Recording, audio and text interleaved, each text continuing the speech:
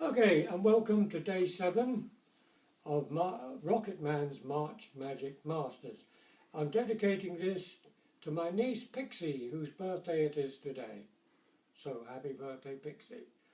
Now, our offering today is from a gentleman in Britain. We're back to the UK, Mr. Mark Leveridge. I admire this man because he invents his own stuff, he routines stuff. Now, on day 1, we did a gambling type trick with, like, on the Find the Lady principle, using the 4 cards. This is back to another kind of gambling trick. This is the old walnut shell and pea trick, but made modern by Mr. Mark Leveridge. So I give you Mark Leveridge. Okay, we have 3 matchboxes here. Instead of the walnut shells, I'm using 3 matchboxes. Now, we'll get rid of these because we only want the drawers. So we're using 3 matchbox drawers, to put there, and a little white dice. Now the object of this, as in the walnut shell and pea, is we place the white dice under one of the matchboxes, and moving them around you have to guess at the end where the white dice is. Now, to start you off, which they always do, a move in slow motion might look something like this. Just a simple exchange of 2 matchboxes. But it's obvious from that move that you're going to know where the white dice is, because obviously she's over here. Now, if you were to get a bit gamble happy and want to place some money on it, we would cover the little white dice again, but we would move it in a slightly different way, trying to confuse you.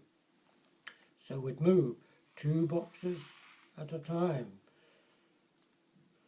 You would then have to guess where the little white dice was.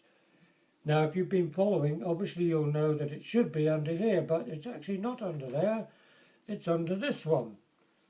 You're thinking, funny, I thought I was following that. Never mind, I'm rich. I don't care about recessions.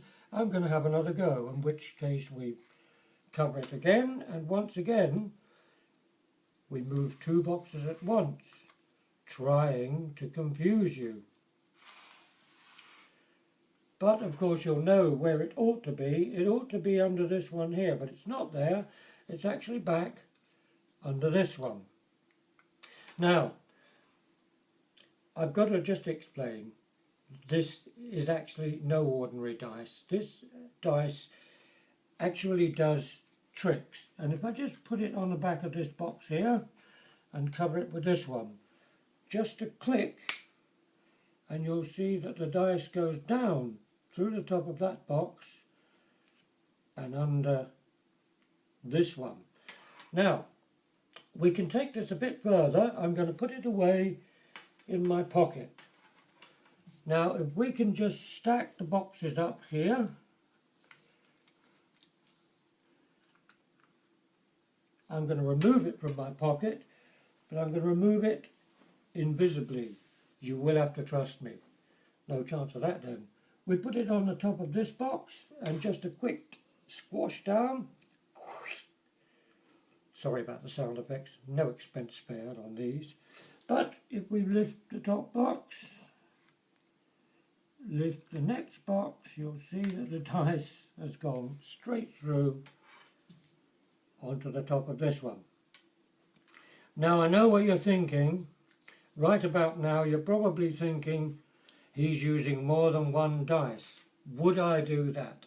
Well, I would if I could get away with it. In actual fact, the extra dice I'm using is this green one here, this green one here, and this green one there. At the moment you should be clapping and screaming. They're doing that here silently.